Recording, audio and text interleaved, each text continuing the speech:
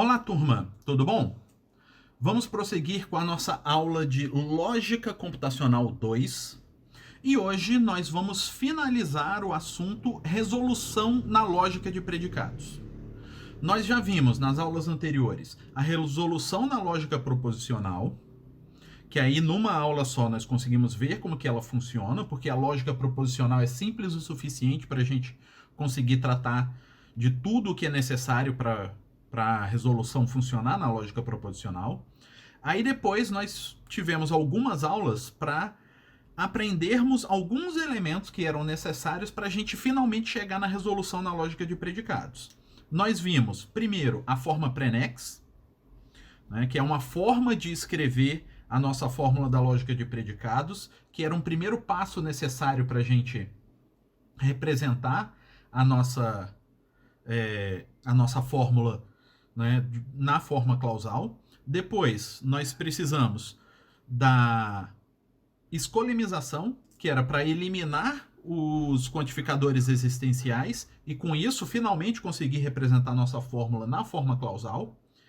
Aí, em seguida, nós vimos o algoritmo de unificação, que é uma forma de conseguir resolver como nós iríamos unificar a nossa fórmula e assim conseguir aplicar o resolvente eliminando dois literais que eram complementares, mas que não eram exatamente complementares por conta de alguma variável ou função que existia em um e não existia no outro.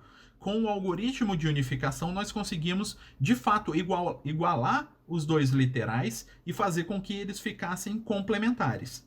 Com isso, nós chegamos ao ponto em que temos todas as ferramentas necessárias para, finalmente, aplicar a resolução na lógica de predicados. E é nesse ponto que nós estamos agora.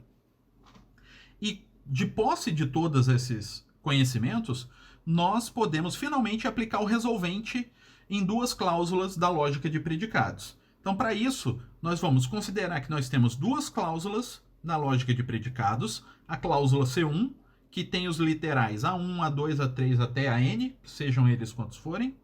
E a cláusula C2, que tem os literais B1, B2, B3 até BN, sejam eles quantos for. Aí a gente vai considerar, suponha que C1 e C2, essas duas cláusulas, possuem dois literais, L1 e não L2. Então temos dois literais que são complementares, tais que L1 e L2 são unificáveis. Então, o que a gente vai fazer aqui? A gente tem que destacar essa característica, que é levemente diferente do que nós tínhamos na resolução na lógica proposicional.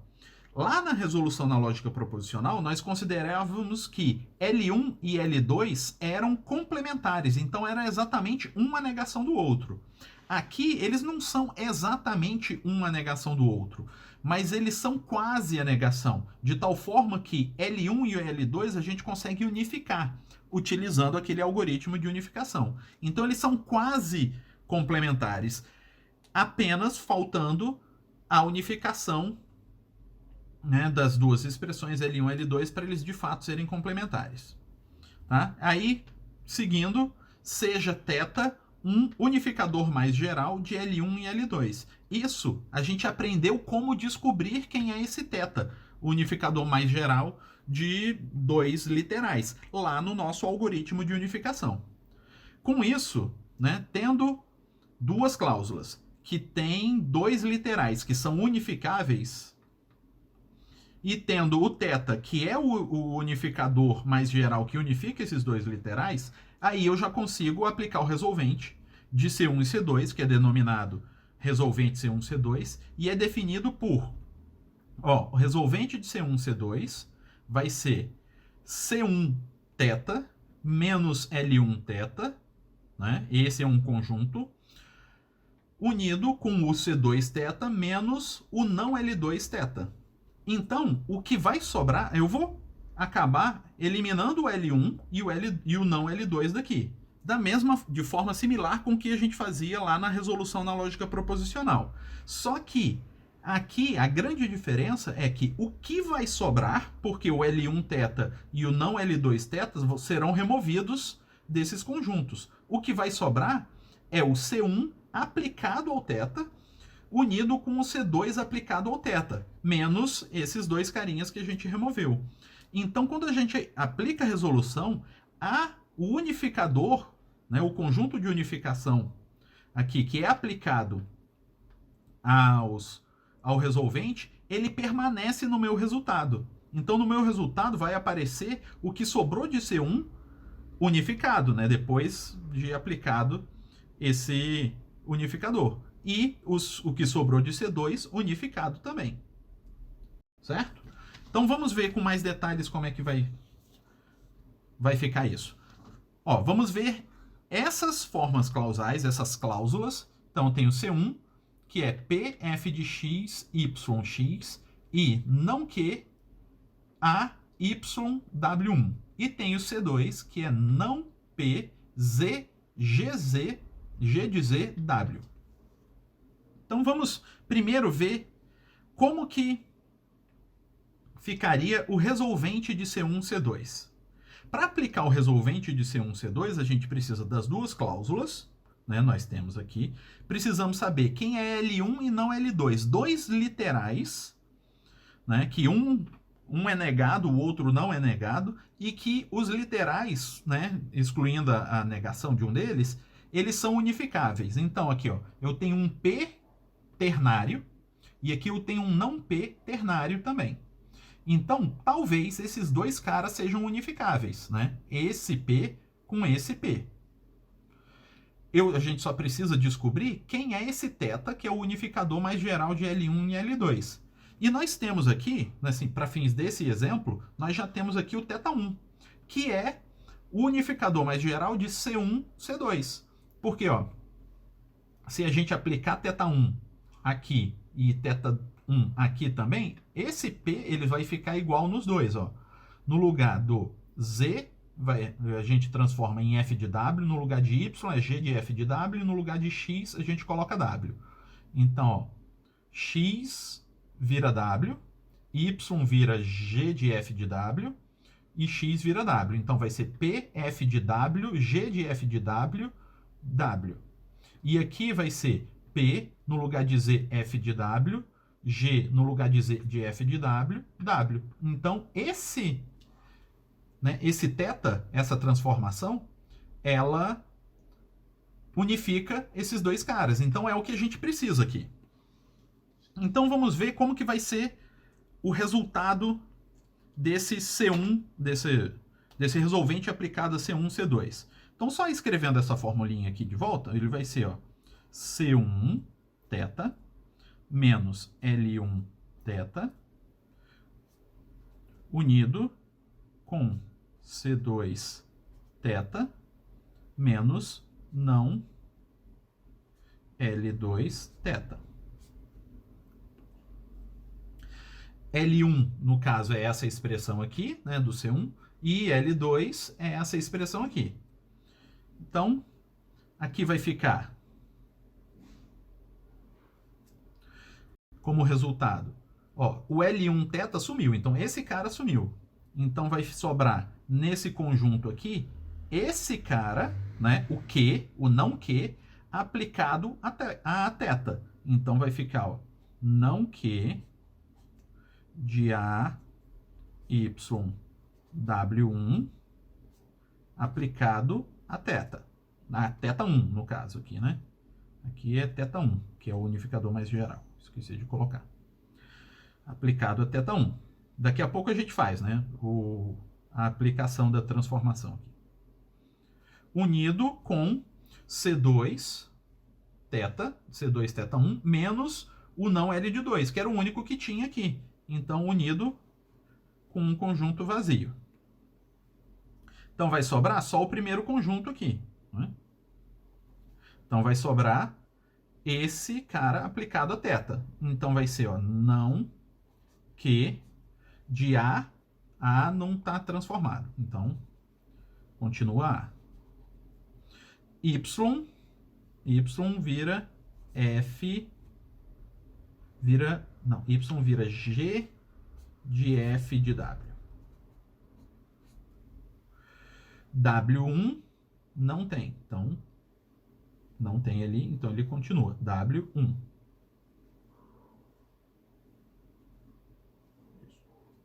Só estava conferindo se era W1 mesmo, se eu tinha colocado alguma coisa a mais. Então, esse é o resultado.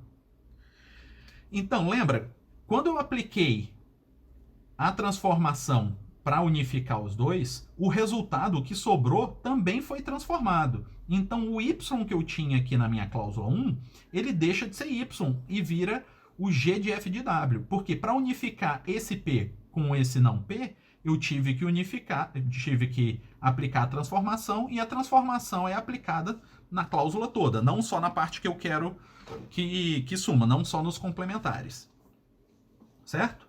Então, isso foi feito aqui. E no resolvente de C3 e C4, que é um outro exemplo aqui, ó. Para unificar esses dois, eu posso usar esse θ2. Ó, que aí, ó, o x vira A,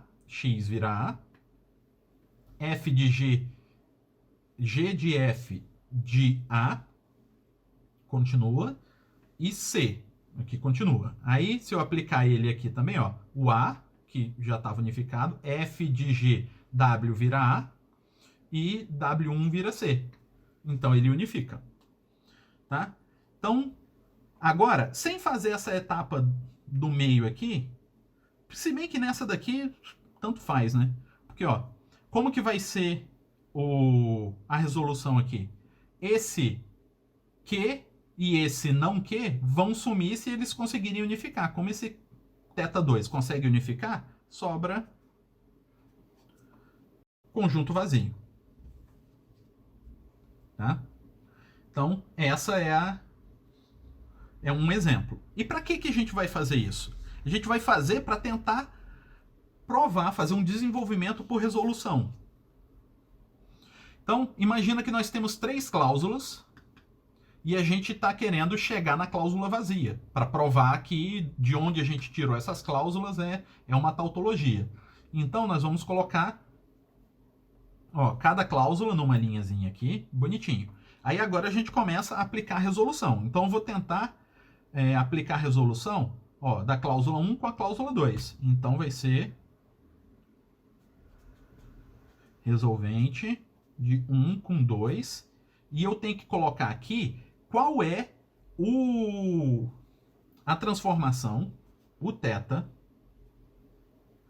que unifica os elementos que eu quero aqui. Por coincidência, pura coincidência, C1, esse C1 aqui é exatamente esse C2 é exatamente esse. Então, a unificação vai ser exatamente essa. Deixa eu ver se eu não coloquei muito no canto ali. Z, f de w, y, g de f de w, faltou espaço, x vira w. Beleza. Então, colocando essa unificação, eu vou unificar esse com esse, a cláusula 1 com a cláusula 2, que vai sobrar exatamente isso, que foi o mesmo conjunto que a gente fez antes aqui, né? Então, vai ser não Q de A, G de F de W, W1. Aí agora eu tenho Q e não Q, então posso tentar aplicar resolvente de 3 com 4. Para isso eu preciso descobrir quem é a transformação que eu posso aplicar aqui. Então, ó, essa daqui é exatamente essa cláusula 3 com cláusula 4. Tá vendo? Então a transformação vai ser exatamente essa daqui que a gente utilizou na vez passada. Então vai ser, ó, x é o A, W para o A também, e W1 para o C. Aí, unificando esses dois, ele fica vazio. Esse é o processo que a gente vai fazer. Só que ele vem de um pouco antes, não é? A gente precisa fazer mais coisas até chegar nele. Então,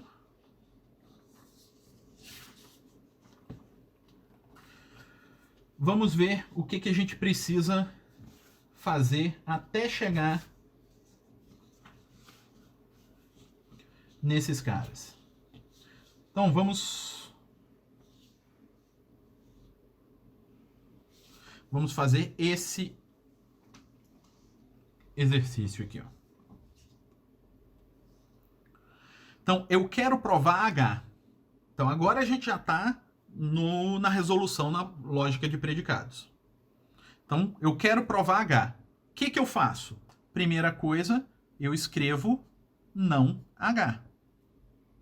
Então, eu vou negar esse carinha todo aqui, ó. Então, vai ser negação de para todo x, p de x ou q de x e não p de a, q de a.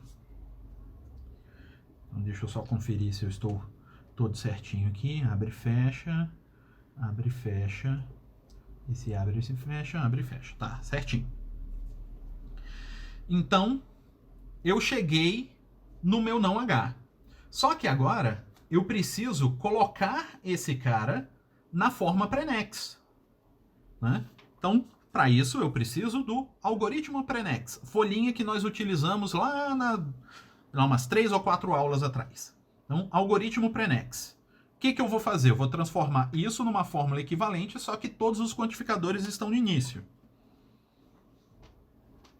Como que eu vou fazer?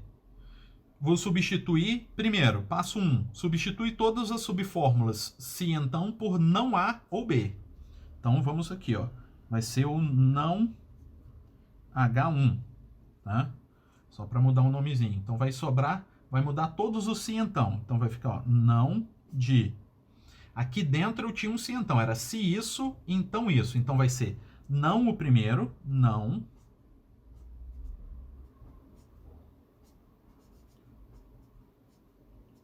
O que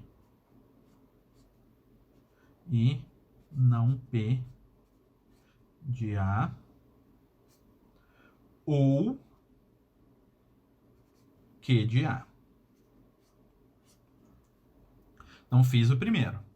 Aí depois, vamos ter a negação de um E. Eu não tenho, eu tenho a negação...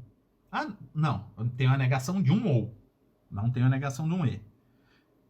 Então, negação do E, não. Negação de um ou, é o que eu tenho. E transformo no não A e não B. Então, beleza. Outra transformação. Então, negação desse E todo aqui, ó. Desse ou, quer dizer. Negação desse ou. Disso ou isso.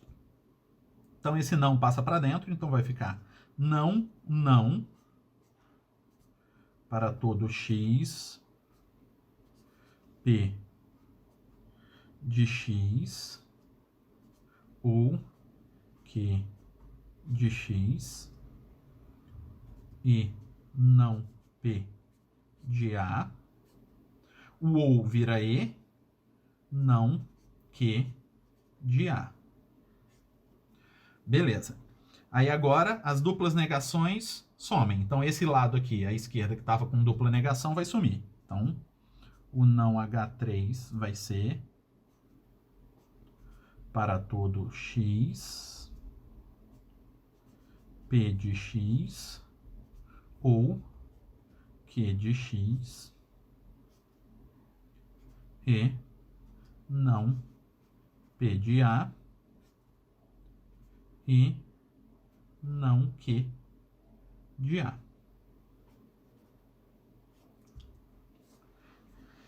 Beleza? Que aqui, ó, como eu tenho parêntese de e, eu poderia até tirar esse último parêntese aqui. que mais que a gente faz agora? Agora a gente vai... Sim, a gente terminou aqui, né? Tem negação de para todo? Não tem negação de para todo. Tem negação de existe? Não tem negação de existe. Tem se somente se? Não tem se somente se. Aí, se a gente só tiver não ou ie, a gente só tem não ou ie, né, de conectivo, aplica a regra de renomeação de variável. Beleza. Então, regra prenex de renomeação de variável. O que a gente vai fazer? A gente vai renomear todas as variáveis quantificadas. Só tem essa daqui, ó, o x. Então, isso vai virar... O x vai virar uma outra variável que não aconteça aqui. Então, nenhuma dessas variáveis e nem variável livre. X é a única variável que acontece. Então, ele vai virar um y, por exemplo. Então, vai ficar para todo y, p de y, ou q de y, fechou, e não p de a, e não q de a. Beleza. Apliquei a regra. Agora, regras prenex. Folhinha da regra, das regras prenex. Vamos ver aqui qual que a gente consegue aplicar. Eu tenho o não... Tenho um para todo y de um a e um b. Então, para todo y, né, que pode ser y ou x, a e b. E no b não tem quantificador. Aí eu tenho que ver, na regra 1, se a variável que está quantificada não ocorre livre em b. Então, se esse y não ocorre livre em b, não ocorre. Então, eu posso aplicar a regra 1 aqui, e esse cara vai virar um para todo y. Aí agora, de tudo, né? Então, vai ser de para todo y de... Tá, eu preciso de mais um parêntese aqui. P de y ou Q de y e não P de A e não Q de A. Beleza.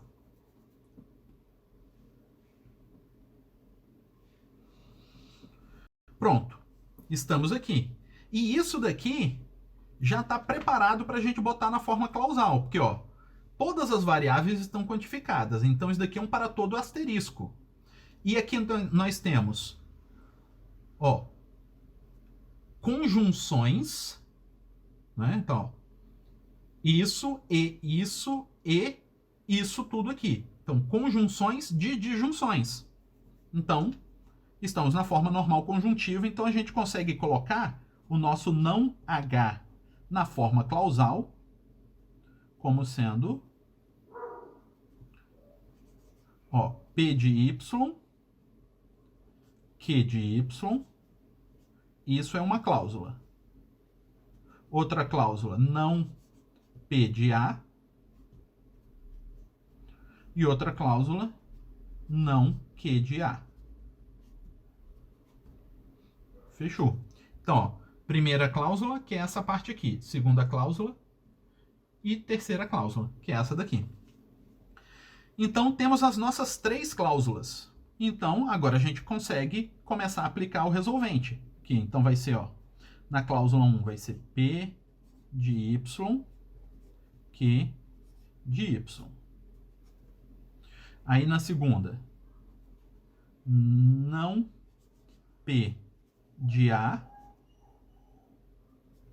E na terceira, não Q de A. Aí agora, a gente vai aplicando o resolvente que nem a gente estava vendo antes. Então, ó, resolvente de 1 com 2.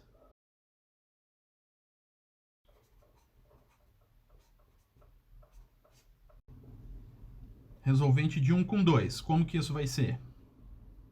vai ser... Aqui, ó. 1 com 2, eu consigo P com não P. Certo? Então, P com não P. Eu vou tentar unificar esses dois caras. Não. Então, eu vou tentar unificar esses dois caras. Vai sobrar esse Q, mas ele tem que estar aplicado a um θ.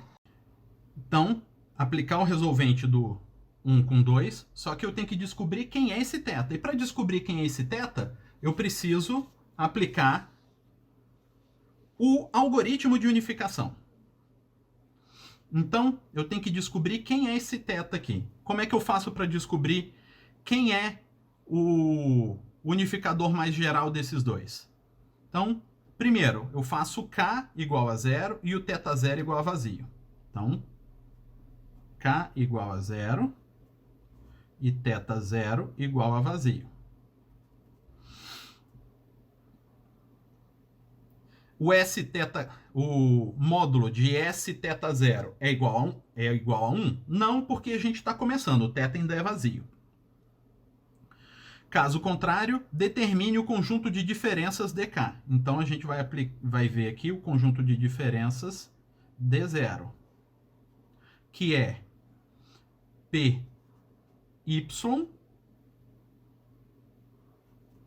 com P de A.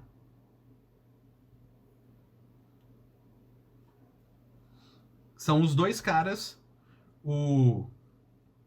Desculpa. Esse daqui é o S, né? O S é esse daqui, o P de Y com P de Y com P de A. É quem a gente quer unificar. Então, quem vai ser o D0? O D0 a gente vai definir usando o conjunto de diferenças. Então, nós vamos pegar aqui, ó, aponta para o primeiro mais a esquerda de cada um deles e vai deslocando para a direita enquanto eles forem iguais. Então, P e P é igual, parênteses, parênteses é igual, Y com A. Então, beleza. Então, eu vou ter conjunto de diferenças Y e A. Então, determinei o conjunto de diferenças. Se existe uma variável e um termo em dk, tal que a variável não ocorre no termo, então eu tenho uma variável y e um termo, porque a é um termo que não é uma variável, né?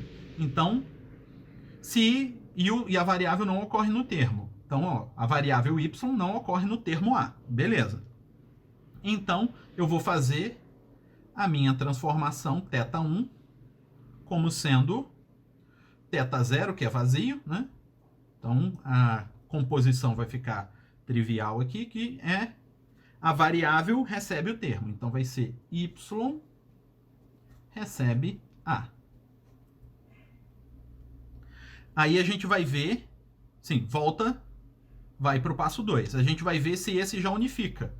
Se a gente aplicar θ1 no S, vai dar, ó, P de A, P de A. Então, já vai ter unificado. Então, o meu θ, que unifica aqui, é Y recebe A. Nesse caso, era bem simples. Dava para a gente olhar os dois aqui e descobrir. Mas eu queria seguir o algoritmo de unificação para encaixar as pecinhas que a gente estava utilizando até agora. Então, eu vou estar aplicando o resolvente de 1 com 2 com essa transformação. Então, ó, P de Y com não P de A some. Sobra Q de Y, só que aplicado a esse θ. Então, vai virar Q de A. Aí, agora, a gente pode aplicar resolvente de 3 com 4. Com um θ. Olha, só que aqui, por coincidência, eles já são idênticos, não precisa nem transformar. Então, o nosso θ aqui é vazio. Então, esse daqui é um θ1 e esse é um θ2, né? Ele é vazio, porque eles já são unificados. Então, resolvente desses dois com a unificação vazia, que, né, não vai mudar nada, então ele vai dar vazio. Isso significa que o H correspondente a esse não HC é uma tautologia. Então, a gente chegou à conclusão que H é uma tautologia. Então, para aplicar o resolvente na lógica de predicados, nós precisamos botar na forma prenex,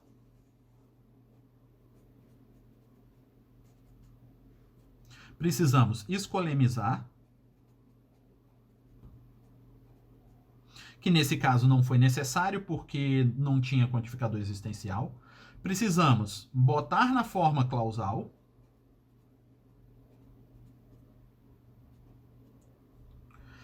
botando na forma clausal, a gente começa a entrar na resolução. Para aplicar a resolução, a gente vai precisar aqui do algoritmo de unificação. Para unificar as duas cláusulas. E o restante é o mesmo raciocínio que nós tínhamos na lógica, na resolução da lógica proposicional. Beleza? Com isso, a gente fecha o conteúdo de resolução, tá? Porque a gente conseguiu agora aplicar a resolução na lógica de predicados. Beleza? É isso aí, pessoal. Até mais.